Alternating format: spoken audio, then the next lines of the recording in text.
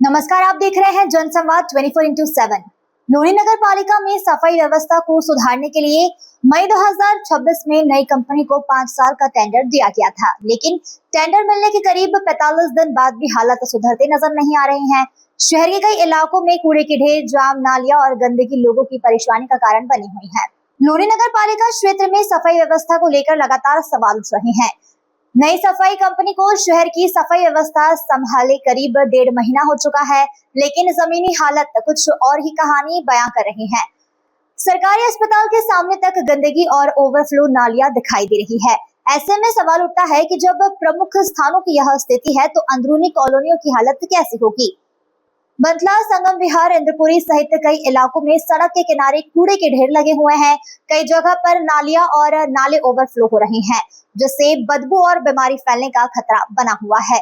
स्थानीय लोगों का यह आरोप है कि सफाई कर्मचारी नालियों से निकला कूड़ा समय पर नहीं उठाते हैं, जिसके कारण वही कूड़ा दोबारा नालियों में या फिर सड़कों पर फैल जाता है।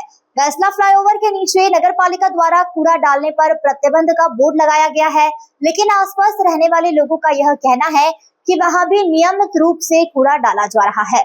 लोगों का यह आरोप है कि सफाई व्यवस्था केवल कागजों तक ही सीमित दिखाई दे रही है। बरसात का मौसम शुरू होने के साथ ही स्थिति और भी ज्यादा गंभीर हो जाती है। हल्की बारिश के बाद ही जलभराव और गंदगी कई गुना बढ़ जाती है।